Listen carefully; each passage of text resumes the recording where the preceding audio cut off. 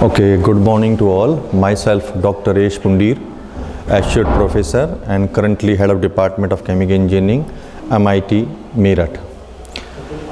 As you know, हम पहले दो lecture regarding to this topic, and this topic is and this subject is particularly belong to the computer application in chemical engineering to the final year diploma student of chemical engineering. इसमें हम इससे पहले वाले दो previous lecture में हम bubble point, dew point and vapour and liquid composition पे बात कर चुके हैं. Right now in lecture number 3 we will discuss about binary batch, and later on in lecture number 4 I will try to cover multi-component distillations. As usual I told you कि I will discuss, or I am from the past 2 lecture I have been discussing on this topic, on this subject of particularly the 5th semester of computer application chemical engineering for the diploma program in chemical engineering for the state of Uttar Pradesh. This is the syllabus which I will cover through these video lectures, and as usual before I have mentioned that I am covering this point number 6 aspect of design of distillation column. तो in design of distillation column मैंने पहले 2 lectures में बताया था how to solve non linear algebraic expression. फिर उसके बाद lecture number 2 में आई विल डिस्क्राइब कि साहब how to calculate bubble point कैसे निकाला जाता है, ड्यू पॉइंट कैसे निकाला जाता है, और ये सारी इसेंशियल कैलकुलेशंस हैं for the design of distillation column. तो आज हम बात करेंगे regarding to batch distillation column, that is our today's topic. In batch distillation, तो बेसिकली अगर आपको दिखाई दे रहा हो इस विजुअलाइजेशन स्क्रीन पे, तो आप देख सकते हैं कि हमने वाटर एथेनॉल मिक्सचर लिया है, और यहाँ पे हम लोग इसको नॉन आइडियल स्टेट सिस्टम के लिए डिस्क्राइब करेंगे. नॉन आइडियल स्टेट यहाँ लिखने का अर्थ यही है कि हम इनके बीच जो इंट्रैक्शंस है वो आपका नॉन आइडियल स्टेट मानते हैं. इसका मतलब ये हो गया कि हम सिंपल राउल्ट्स लॉ को यूज़ नहीं करेंगे, we will use modified Raoult's law. Okay, तो उसमें हम क्या करेंगे, तो आने इसमें मैं बताऊंगा कि आपको उसमें एक एक्टिविटी कोफिशिएंट और इंक्लूड करना पड़ेगा. एक्टिविटी कोफिशिएंट क्या होता है, कैसे कैलकुलेट करते हैं, ये अभी फ़िलहाल इस लेक्चर का पार्ट नहीं है, बट यहाँ मैं आपको उनको यूज़ करना सिखाऊंगा, और अगर आप डिमांड करेंगे तो I will prepare a separate lecture on that activity coefficient model. Okay, तो अगर हमारा एजेंडा क्या रहेगा, बैच जो बाइनरी सिस्टम के लिए, एंड बाइनरी कंपोनेंट हमारे वाटर और एथेनॉल हैं, इनके लिए हम बैच टाइप बात करेंगे डिस्टिल की, and we are considering it as a non ideal system. हम इसको नॉन आइडियल सिस्टम कंसीडर करेंगे. अब आपको मालूम है कि जब आप बैच डिस्टिलेशन की बात करते हैं तो आपको बबल पॉइंट कैलकुलेट करना आना चाहिए, इसके अलावा आपको ड्यू पॉइंट कैलकुलेट करना आना चाहिए. Bubble point and dew point normally आपके अलजेब्रिक एक्सप्रेशंस हैं. Okay, and whenever you try to frame differential equation, तो आपकी रेल इक्वेशन बनती है. तो basically it is a combination of differential and algebraic system of equation. Okay, समझाने के लिए मैंने यहाँ पे एक प्रॉब्लम स्टेटमेंट लिया है. प्रॉब्लम स्टेटमेंट का मतलब एक डिस्क्रिप्शन है. जैसे यहाँ पे अब मैं पहले आपके लिए एक बार पढ़ दूँ, फिर I will try to explain it कि इसका अर्थ क्या है. तो फिगर जो ये दिखाया गया है shows a single stage. Single stage का मतलब है वन टाइम ये डिस्टिल्ड होगा, आपने कंडेंस किया. ये multiple times vapour and condensation process नहीं है, it is single one time vaporisation take place and one time condensation. तो इसलिए हमने लिखा है सिंगल स्टेज, बिकॉज ये बैच वाइज है. तो बैच डिस्टिल्ड हो रहा है तो हमने लिख दिया बैच डिस्टिल्ड. और ये लुक लाइक एपरेटर सिस्टम, तो apparatus, and it is use to separate for the separation of alcohol from water. Alcohol का अर्थ यहाँ पे एथेनॉल से है. ओके, ये बोथ आर लिक्विड मिक्सचर, हम जानते हैं by default both are liquid mixture. And right now here you can assume कि लिक्विड में 40% मोल वाटर का है. तो हमने यहाँ x1 जो यानी 1 जो आपका इंडेक्स है ये रिजर्व कर दिया वाटर के लिए. x2 यानी liquid composition in mole fraction that reserve कर दिया फॉर एथेनॉल के लिए. Initially charge in this vessel. Okay, and the amount of initially here the initial amount L, that is initial liquid amount, जो भी आपने इसके अंदर पोर किया है, डाला है, उसके 100 ग्राम मोल्स हैं. Okay, the distillation is carried out at 1 atmospheric total pressure. इसका मतलब ये जो सिस्टम है ये पूरी तरह से क्लोज नहीं है, ये यहाँ से ओपन होगा ताकि सराउंडिंग के एयर प्रेशर इसके अंदर मेंटेन रहे। अगर आपने इसको यहाँ से क्लोज कर दिया, हाउएवर इस वेसल में क्लोज दिखाई दे रहा है, बट अगर आप इसको क्लोज कर देंगे तो pressure may be more than 1 atmospheric pressure, तो उसका मतलब ये should be open from here. Okay, जब ऐसा होगा तभी आप इसके लिए एज्यूम कर सकते हैं कि जो प्रेशर इन द सिस्टम है वो 1 एटमॉस्फेरिक प्रेशर है। ओके, एंड इस continue until the water mole fraction reach. तो अभी हमें करने का क्या है, इसके अंदर 40 मोल % आपका वाटर है, 60 मोल % आपका एथेनॉल है। आपने इसको डिस्टिल्ड करना है तब तक जब तक आपका x1 पॉइंट, यानी अगर आप x1 क्या है, वाटर का कंटेंट, तो जैसे आप इसमें से इसको हीट करेंगे तो जो मोर वोलेटाइल कंपोनेंट शब्द बोला जाता है, मोर वोलेटाइल जिसका बॉइलिंग पॉइंट आपका कम होता है, तो नॉर्मली एथेनॉल का 78 होता है, वाटर का आपको सबको मालूम है आइडियल कंडीशन में 100 डिग्री सेंटीग्रेड है। तो जाहिर सी बात है कि इसको जब आप हीट करेंगे इस लिक्विड मिक्सचर को, तो इसमें से एथेनॉल सबसे पहले ऊपर उठेगा। अब क्वेश्चन ये भी पूछा जा सकता है कि ये कैसे पता करें कि इसको कहाँ तक हीट करना है। तो जैसे मैंने पहले ही बताया कि मेरे जो पहले 2 लेक्चर्स हैं वो इस बात के लिए डेडिकेटेड हैं कि how to find out the bubble point, how to find out the dew point. Bubble point liquid mixture का होता है, प्योर कंपोनेंट है तो उसको हम बॉइलिंग पॉइंट बोलते हैं। सिमिलरली जैसे वेपर को आप लिक्विड में कंडेंस करते हैं तो वहाँ पे बबल पॉइंट का रेसिप्रोकल कहलाते हैं, आपका ड्यू पॉइंट होता है, वो आपका वेपर टू लिक्विड कन्वर्जन होता है नॉर्मली। तो ठीक है, तो यहाँ किस पर्टिकुलर टेम्परेचर पे जब liquid mixture just going to boil, ये अश्योर करने के लिए आपको इसका बबल पॉइंट निकालना पड़ेगा।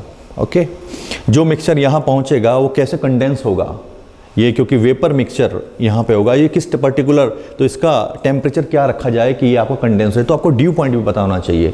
वो इसलिए ताकि ये आपका कंडेंसर जो भी है, जो आपका फेस चेंज कर रहा है, ये इफेक्टिव है नहीं है, ये कैसे पता करेंगे कि it is efficient to reduce the temperature below dew point. अगर बिलो ड्यू पॉइंट से नीचे नहीं ले पाएगा टेम्परेचर तो यहाँ कभी कंडेंसेशन होने का ही नहीं। तो इस चीज़ का भी आपको थोड़ा सा ध्यान रखना होगा। ओके, जब हम किसी कैलकुलेशन को करते हैं तो नोटेशन पे भी हमें ध्यान देना चाहिए। तो जैसे यहाँ पे x बाय डिफ़ॉल्ट मैंने पहले बताया कि मोल फ्रैक्शन होता है लिक्विड फेज के लिए, यहाँ 1 सिंबल का अर्थ है जैसे वाटर के लिए हो गया, 2 लिख देंगे तो मोल फ्रैक्शन ऑफ आपका, अगर आप देखेंगे तो एथेनॉल के लिए हो गया। 1 के बगल में एक सेकंड सबस्क्रिप्ट 0 लिखा है, 0 का अर्थ है कि ये इनिशियल मोल फ्रैक्शन है वाटर का। तो initial mole fraction of water यहाँ क्या था, 0.4। कितना जाएगा फाइनल मोल फ्रैक्शन, 0.8, यही बताया गया है आपको। सिमिलरली x2 अगर आप यहाँ पे देखें, हालांकि यहाँ पे x2 जो है ये 2, यहाँ पे d भी लिखना पड़ा है ये बताने के लिए कि डिस्टिलेट के रिस्पेक्टिंग आपका मोल फ्रैक्शन ऑफ वाटर है। Okay, and capital D is total mole in receiver, जो भी यहाँ आपके रिसीव हुए, एंड Q क्या है, boil rate to receive in moles per hour, continuous rate जो रिसीविंग का है इन रिसीवर में वो Q है आपका। ओके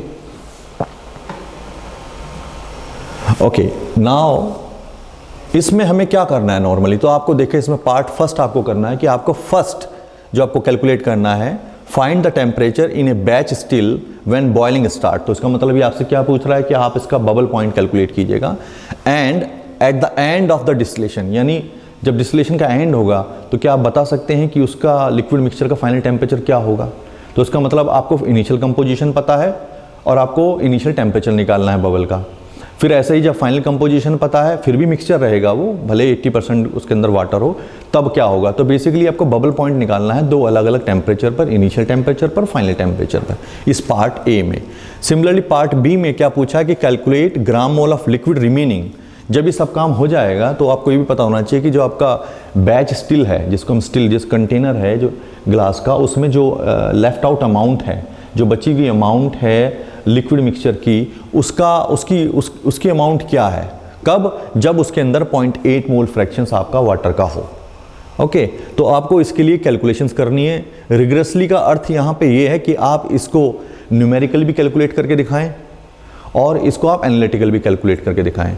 अभी न्यूमेरिकल में हम क्यों इंटरेस्टेड हैं, एनालिटिकल में क्यों इंटरेस्टेड हैं, तो ये सारी बातें मैं अभी आने वाले इसमें पीपीटीज में डिस्कस करूंगा। Right now just focus. इन सब काम करने के लिए आपको कुछ डाटा की आवश्यकता पड़ेगी, तो वो डाटा के बारे में यहाँ पे लिखा हुआ है। तो ये क्या बताया गया है, ये बताया गया है कि वेपर लिक्विड रेशियो। तो जैसे मैंने बताया कि हम इसमें नॉन आइडियल स्टेट कंसिडर करेंगे। नॉन आइडियल स्टेट का अर्थ यही है कि आप इसमें मॉडिफाइड राउट्स लॉ यूज़ करेंगे। तो मॉडिफाइड राउट्स लॉ में आपको एक चीज़ ऐड करनी पड़ती है, गामा आई। आई क्या है यहाँ पे, नेम ऑफ द कंपोनेंट है, फॉर एग्जांपल वाटर और एथेनॉल, यहाँ 2 कंपोनेंट है तो आई की वैल्यू 1 से 2 वेरी करेगी।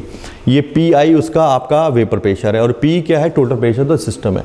तो बेसिकली आपको के आई, अभी हम के आई के बारे में बात करेंगे, ये डिस्ट्रीब्यूशन कोफिशिएंट कहलाता है नॉर्मली, सेपरेशन फैक्टर भी कहलाता है समटाइम, है ना, ये निकालना पड़ेगा। अब सवाल उठा कि गामा आई कैसे निकलेगा, तो और पी आई कैसे निकलेगा, किस पर्टिकुलर टेम्परेचर पे, वो भी आपको कैलकुलेट करना है, वो तो आपको पार्ट फर्स्ट में निकालना था। तो हम जब उसको एज्यूम करेंगे तो उससे हमें ये निकालना होगा। अब सवाल उठा कि वेपर प्रेशर हम किसी लिक्विड का कैसे निकालते हैं, तो मैंने प्रीवियस जो मेरी वीडियो लेक्चर है उसमें मैंने मेंशन किया है कि हम नॉर्मली एंटोनी इक्वेशन का इस्तेमाल करते हैं। एंटोनी इक्वेशंस क्या है वो आप यहाँ पर देखेंगे कि vapour pressure in mm of Hg निकल के आएगा इस पर्टिकुलर इक्वेशन से, जब आपका वाटर है और जब आपका एथेनॉल है। तो आप इसमें देखिएगा ये A minus B upon T plus C kind of equation है, जहाँ पे A B C constant parameters हैं। जैसे वाटर के लिए इनकी वैल्यूज़ ये है, सिमिलरली फॉर एथेनॉल के लिए इनकी वैल्यूज़ वो है। यहाँ पे आपको ये भी ध्यान रखना होगा कि टेम्परेचर किस में गिवन है और जो पी निकल के आएगा वो किस में निकल के आएगा। तो ये इक्वेशन को यूज़ करने से पहले आपको पता होना चाहिए। तो जैसे यहाँ पे P1 mm ऑफ Hg में मेंशन किया गया है और T आपको डिग्री सेंटीग्रेड में लेना है। तो आप कोई भी इक्वेशंस अपेंडिक्स से उठाएंगे, बुक के लास्ट में दिया होता है, मैंने भी वहीं से टेकअप किया है, आप भी इसको देख सकते हैं। तो किस पर्टिकुलर यूनिट में वो इक्वेशन यूज़ करनी है, इसको भी आपको ध्यान देने की आवश्यकता पड़ेगी। इसके अलावा जैसे मैंने बताया कि एक्टिविटी कोफिशिएंट क्या होता है, अगर हम यहाँ पे for this moment of time अगर आप कंसिडर करें तो जब हम कुछ अमाउंट को सॉलिड की लिक्विड में डिज़ोल्व करते हैं तो वहाँ मोलिकुलर इंट्रैक्शन, अब मोलिकुलर इंट्रैक्शन 2 तरह से हम अगर हम ब्रॉडली क्लासीफाई करें तो वो आपका अट्रैक्शन होता है और रिपल्शन होता है। और यही अट्रैक्शन रिपल्शन जो है नॉन आइडियलिटी के लिए रिस्पॉन्सिबल होता है। अगर आप मानें कि उनके बीच कोई इंट्रैक्शन नहीं है, समथिंग इज यूनिफॉर्मली डिस्ट्रीब्यूट, तो आपका आइडियल सिस्टम हो गया। हमें मालूम है कि ऐसा पॉसिबल नहीं होता इन रियल प्रैक्टिस। ओके, तो अब सवाल ये उठा कि हम इसको कैसे कंसीडर करें। तो नॉर्मली इसमें अलॉट ऑफ कोरिलेशंस डेवलप किए गए हैं, जिनमें से एक कोरिलेशंस ये हमने यहाँ पे दिखाया है। इसमें देखेंगे आप एक्टिविटी कोफिशिएंट मॉडल में, एक्टिविटी का अर्थ यही है कि जो अमाउंट आपने डाली उसमें से कितनी अमाउंट एक्टिव स्टेट में है। जो आपने अमाउंट डाली, टोटल एक्टिविटी उससे ज़्यादा भी हो सकती है और उससे कम भी हो सकती है। बेसिकली ये इस पर डिपेंड करेगा कि उन मोलिक्यूल के बीच इंट्रैक्शन पॉजिटिव है या इंट्रैक्शन नेगेटिव है, यानी रिपल्शन फोर्सेस डोमिनेट कर रही है या अट्रैक्शन फोर्सेस डोमिनेट कर रही है। ओके, तो बेसिकली एक्टिविटी कोफिशिएंट उसके टेम्परेचर पे भी डिपेंड करता है जिस लिक्विड मिक्सचर को आप कंसीडर कर रहे हैं, और उसके कंपोजिशन पे भी डिपेंड करता है। तो it is a function of both temperature as composition. तो अभी फिलहाल इतना ही काफ़ी है। और आप देखेंगे ये काइंड ऑफ कोरिलेशंस है, जहाँ पे आप देखेंगे राइट हैंड साइड में x1 x2 की वैल्यू गिवन है और लेफ्ट हैंड साइड पे एक लोगरिथमिक मीन है। इसका मतलब आप समझ जाएंगे, अगर आप इसको y बराबर mx प्लस c टाइप का प्लॉट करें तो ये नॉन लीनियर एक्सप्रेशन है। और नॉन लीनियर का मतलब ये होता है कि इसमें वो लीनियर को फॉलो नहीं करता और नॉन लीनियर को फॉलो करेगा, इसका मतलब तो उसी को चीज़ को इससे रिप्रेजेंट करते हैं एक्टिविटी कोफिशिएंट। ठीक है, तो अब इसमें हम आगे कैसे बढ़ें। तो हमारा पहला टास्क ये रहेगा कि हमें इनिशियल और फाइनल टेम्परेचर आपको निकालना पड़ेगा। किसका? उसी लिक्विड मिक्सचर का जिसकी हम बात कर रहे हैं। तो यहाँ पे वाटर और आपका एथेनॉल है, तो इसका मतलब आपको उनका बबल पॉइंट निकालना पड़ेगा। ओके, वो कैसे निकालेंगे? फिर उसके बाद हमें उसकी रिलेटिव वोलाटिलिटी निकालनी पड़ेगी, जिसको हम अल्फा से रिप्रेजेंट करते हैं। And to find out the complete solution आपको ये दोनों काम साइमल्टेनियसली करने पड़ेंगे। तो इससे पहले जो मेरे लेक्चर नंबर 1 और 2 हैं, उसमें मैंने आपको लेक्चर नंबर 1 में आपको non linear algebraic expression solve करना सिखाया था with the help of MATLAB. और मैंने ये बताया था कि हम मैटलैब में क्यों फोकस करते हैं, क्योंकि वो वेरी इसेंशियल टूल्स है, computational is very sound and हमारी यूनिवर्सिटी उसको प्रोवाइड करती है free to all the students. Okay, however it is a paid software. Okay, उसके अलावा मैंने ये भी बताया था कि जो आपका बबल पॉइंट्स है, ड्यू पॉइंट है, with the help of MATLAB आप कैसे निकालते हो। तो इस लेक्चर में मैं वो सारी चीज़ें थोड़ा थोड़ा दोहराने की कोशिश करूँगा और फिर उसको चीज़ को आगे टेकअप करके आगे के जो डिस्कशन है उसकी तरफ आऊँगा। तो उससे पहले ये सारी बातें मैं बताऊँ तो मैंने अल्फ़ा A, B अल्फ़ा है ये 2 सबस्क्रिप्ट में लिखे हैं, जहाँ ये कंपोनेंट A और B हैं basically. Some time you will find in place of this capital A capital B यहाँ I और J भी लिखे होते हैं। ओके, इसको अगर आप थोड़ा सा एक्सप्लेन करें तो ये एक्चुअली में रेशियो ऑफ KI और KJ होता है। अब ये K कहाँ से आया? तो K बेसिकली K फैक्टर ये डिस्ट्रीब्यूशन बताता है उस कंपोनेंट आई का वेपर वर्सेस लिक्विड। तो मैंने पहले बताया कि हम स्मॉल y को हम मोल फ्रैक्शन इन वेपर की बात करते हैं, ये मोल फ्रैक्शन लिक्विड है, तो इनका डिवाइडेशन आपका k कहलाता है। और अगर ये कंडीशन आइडियल है तो आप इसको pi/p भी लिख सकते हो, और ये अगर आइडियल नहीं है तो आपको एक कोफिशिएंट यहाँ पे गामा इंट्रोड्यूस करना पड़ेगा, जिसको हम एक्टिविटी कोफिशिएंट कहते हैं नॉर्मली, अगर आप इसको नॉन आइडियल मानते हैं। ये मैंने पहले ही बताया कि जो अल्फा रिलेटिव वोलेटिलिटी है AB, ये it is a function of temperature and composition. Okay, तो अगर आप किसी टेम्परेचर को फिक्स कर देते हैं तो अगर आप कंपोजिशन वेरी करेंगे तो ये भी वेरी हो जाएगा, और आप टेम्परेचर को वेरी करते हैं तो भी वेरी हो जाएगा। तो आने वाले डिस्कशन में मैं आपको बताऊंगा कि डिस्टिलेशन कॉलम में जैसे हम बॉटम से टॉप की तरफ चलते हैं तो टेम्परेचर में रिडक्शन होता है। क्यों? क्योंकि सोर्स आपका जो है हीटिंग का वो बॉयलर है, तो ऐसे ही आप बॉयलर से फार अवे जाते रहेंगे तो आपका टेम्परेचर रिड्यूस होगा, तो डेफिनेटली टेम्परेचर में चेंज आने से आपका अल्फा भी चेंज होगा। तो आप कॉलम के अंदर through out same constant alpha assume नहीं कर सकते, तो फिर वो क्या करते होंगे, तो ये आने वाले डिस्कशन में आपको बताऊंगा। ठीक है, तो अगर आप अल्फा को k के टर्म्स में लिखेंगे और k की वैल्यू यहाँ सब्स्टिट्यूट करेंगे, इसको रिजॉल्व करेंगे, तो ये ya 1 - xa upon xa 1 - ya kind of equation आएगी। तो आप देखिएगा, यानी अल्फा की जानकारी अगर हमें चाहिए तो हम y और x से, y क्या है mole fraction in of component A in vapour, xa क्या है mole fraction component A in liquid. Okay, और इजी सेपरेशन के लिए इसकी numerical value should be greater than 1 होनी चाहिए। ओके, जितनी वैल्यू उसकी 1 होगी और 1 से बिलो होगी, सेपरेशन उतना ही डिफिकल्ट होगा इस टर्मिनोलॉजी से, यानी इस टेक्निक से सेपरेशन लिक्विड का उतना ही डिफिकल्ट होगा। ओके, अगर ज़्यादा डिफिकल्ट होगा तो we have to left out this techniques, हमें किसी और टेक्निक्स का सहारा लेना पड़ेगा।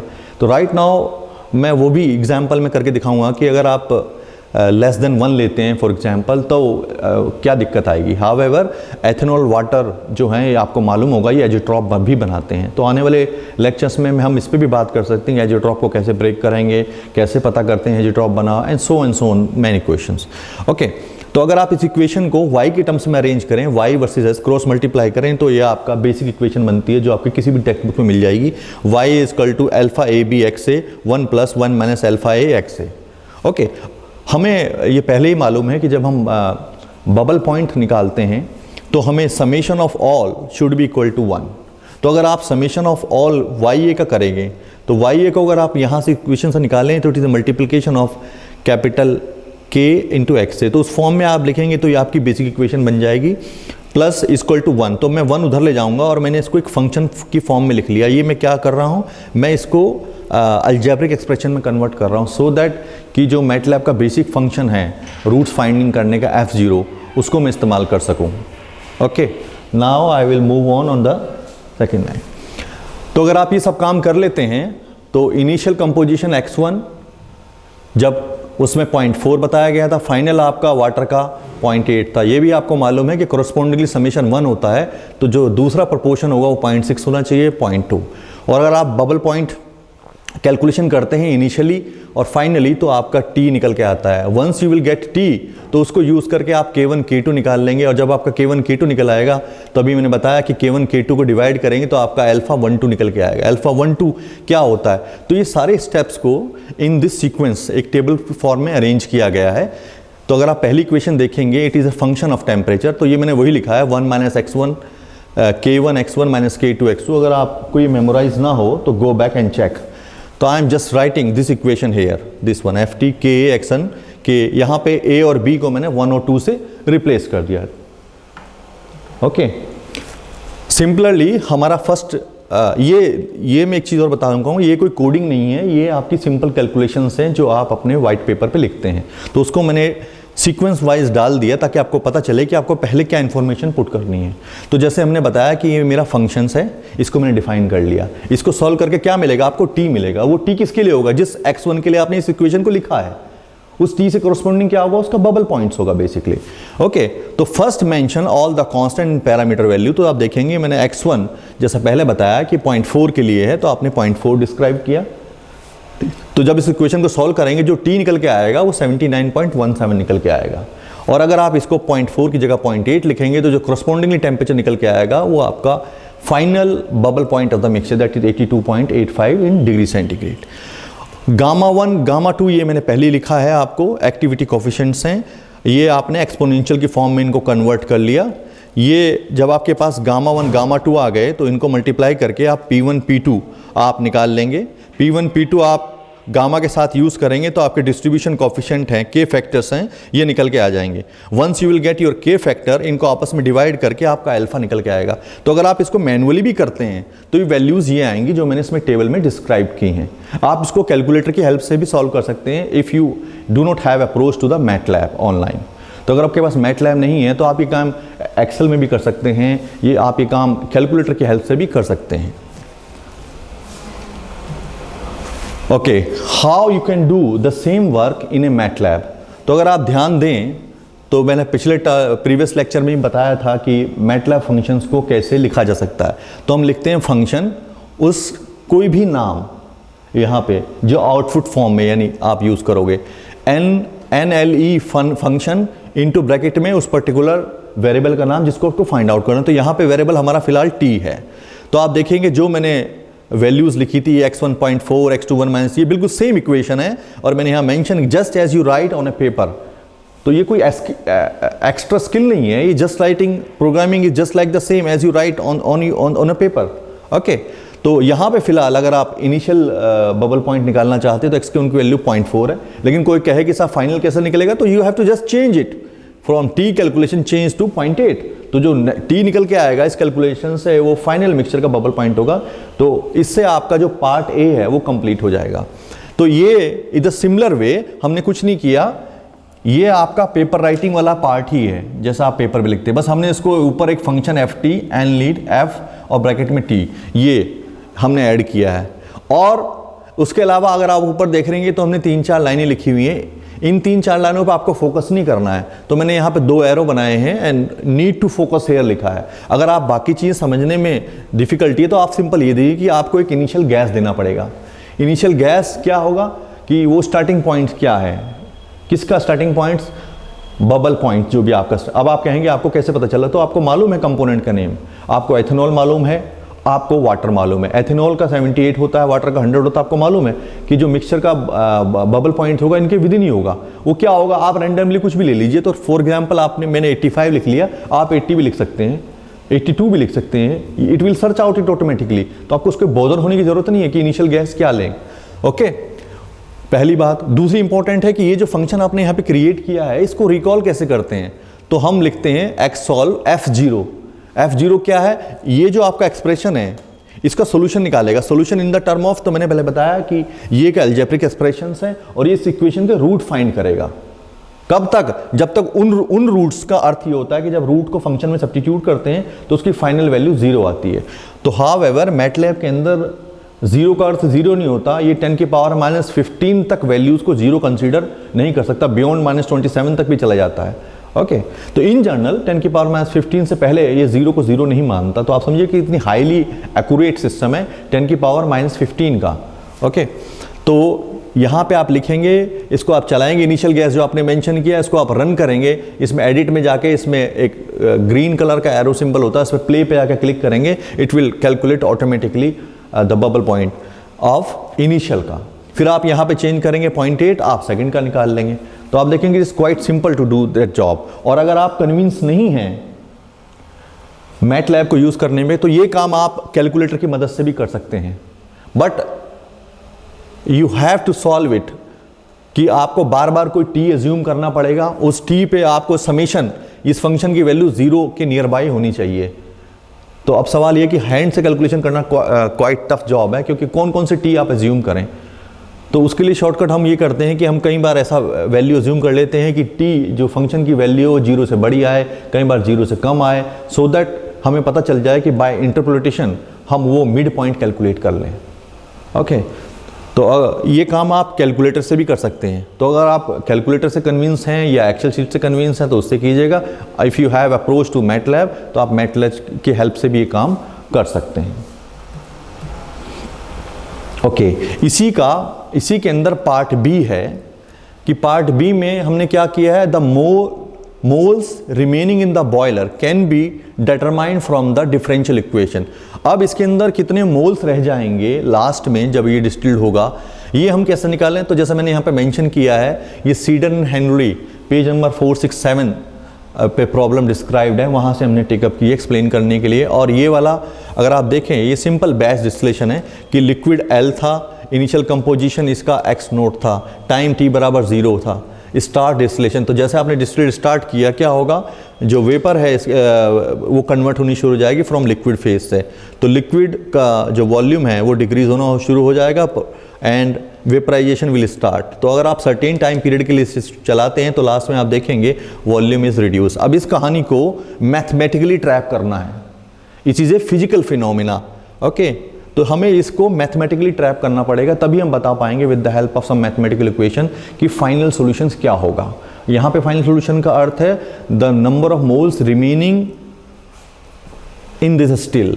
ये जो आपका ग्लास वेयर है, इसके अंदर जो फाइनल मोल रह जाएंगे लिक्विड के, उनकी अमाउंट कितनी होगी ये बताना है आपको। ओके, ये काम आप एक्सपेरिमेंटली भी कर सकते हैं, लेकिन कोई आपसे कहे with the help of pen and paper आप ये बताइए कि फाइनल अमाउंट कितनी रह जाएगी, तो उसके लिए क्या करेंगे, आपको इसमें सिंपल मटेरियल बैलेंस लगाना होगा। तो वो मैंने लगा के दिखाया है यहाँ पे। मटेरियल बैलेंस का अर्थ वही है कि आप हीटिंग करें या आप कूलिंग करें, तो उसमें बेसिकली जो टोटल मास है वो कंजर्व रहता है। मास कैन नॉट बी, ये फर्स्ट लॉ ऑफ थर्मोडायनामिक्स भी है और ये लॉ ऑफ मास कंजर्वेशन भी है कि mass can not be created not destroy but can be transform from one form to another. तो उसी को ध्यान में रखते अगर आप लिखें इसको, तो इनिशियल अमाउंट जितनी आपने डाली थी उसका क्या हुआ, उसमें से कुछ अमाउंट रह जाएगी, बाकी अमाउंट का क्या हुआ, वो वेपराइज हो जाएगी आपकी। ओके, अब इसी फॉर्म को मैथ में लिखना है। तो इनिशियल अमाउंट किसकी, तो हम लोग यहाँ पे कंपोनेंट ए की बात कर रहे हैं, तो हम वाटर की बात कर रहे हैं क्योंकि हमें वाटर के बारे में पूछा गया है कि उसका इनिशियल कंपोजिशन 0.4 था, फाइनल कंपोजिशन वाटर का 0.8 हो जाए, यानी वाटर के रिस्पेक्ट में बात हो रही है, तब क्या होगा। तो हमने उसी को ए माना है। तो इनिशियल अमाउंट, तो मोल, जब आप मटेरियल बैलेंस लिखते हैं मोल के टर्म्स में, तो अगर इसको मोल माने ग्राम मोल, तो आपको मोल फ्रैक्शन से मल्टीप्लाई करना है। तो ये आपका total amount available of component A initially. फिर जो आपका पोर्शन रह कितना गया, अगर हम मान लें कि उसमें से DL वॉल्यूम ऑफ लिक्विड जो वेपर में कन्वर्ट हुआ, ओके, तो उसके अंदर कितना था, तो उसके अंदर फ्रैक्शन हम y को मल्टीप्लाई करेंगे, क्योंकि जब वो वेपर में कन्वर्ट होगा, तो मैंने पहले बताया कि mole fraction in vapour phase हम y से मल्टीप्लाई करते हैं, तो y इंटू DL। सिमिलरली अब लिक्विड कितना बचा आपका, इनिशियल L था, वेपराइज DL हो गया, तो liquid mixture remain L minus DL हो गया आपका। सिमिलरली इनिशियल कंपोजिशन x था आपका, कन्वर्ट कितना हो गया, ये ऊपर जाके y में आप कहेंगे, तो यहाँ पे जो मोलिक्यूल्स में चेंज आया, किसमें, जो इनिशियल मोल था, उसको अगर हम dx कहें, तो उसके अंदर जो कंपोजिशन रिमेन रहेगा वो x माइनस dx रहेगा। अब इसको ट्राई टू सॉल्व करें, और ये dx dl टर्म्स, क्योंकि dx very very small, dl is very very small, तो दो स्मॉल चीज़ को आप मल्टीप्लाई करेंगे, तो अगर ये 0.01 है और ये 0.1 है, तो 0.01, 0.1, 0.001, तो ये वैल्यू और लेस देन 1 हो जाएगी। तो इट मीन्स हम प्रैक्टिकली इसको नेग्लेक्ट भी कर सकते हैं फॉर सिंप्लीफिकेशन। तो उसको रीअरेंज करेंगे तो ये आपकी स्टैंडर्ड इक्वेशन बन के आती है, that is called Rayleigh equation. Okay, तो जब हम कभी बैच डिस्टिलेशन की बात करते हैं, तो आपने बहुत ज़्यादा एग्जाम में आप पढ़ोगे, ये इक्वेशन आपको दिखाई देगी, जिसमें DL change in liquid with respect to composition is equal to L upon y minus x है। ओके, तो अगर आप देखिए, तो हमारे पास एक तो ये आपकी डिफरेंशियल इक्वेशन बनी, तो इसका मतलब क्या हुआ, अगर इस पूरे कंप्लीट सिस्टम को देखा जाए तो it is a sum of ordinary differential equation and algebraic expression. तो उन दोनों इक्वेशन को आपको साइमल्टेनियसली सॉल्व करना पड़ेगा, then you can get the solutions what is being asked. तो आपसे जो पूछा गया है आप उसका आंसर कर पाएंगे। अब सवाल ये उठता है कि इसको कैसे सॉल्व करें, तो हम उस पर भी बात करेंगे अभी। तो अगर हम देखें एग्जाम पॉइंट ऑफ व्यू से, तो नॉर्मली हम करते क्या हैं, तो ये ग्राफिकल प्रोसीजर है for exam point of view. तो अगर आप इसको देखें तो हम ग्राफ मैनुअली ड्रॉ कर सकते हैं।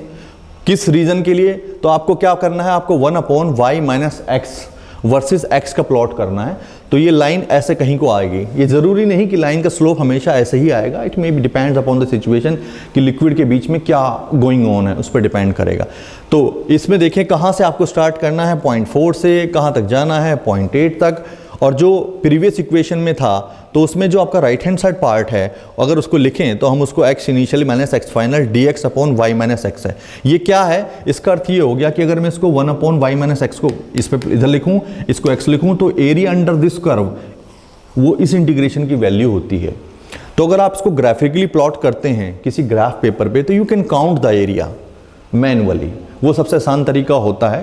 बट इंडस्ट्रियली वो बहुत फिजिबल नहीं है क्योंकि इसमें ह्यूमन एरर के बहुत चांसेस रहते हैं और and it is not accurate. तो फिर इसको करते क्यों है, for understanding point of view से, ताकि आपको समझ में आ जाए कि एक्चुअली में हम कर क्या रहे हैं।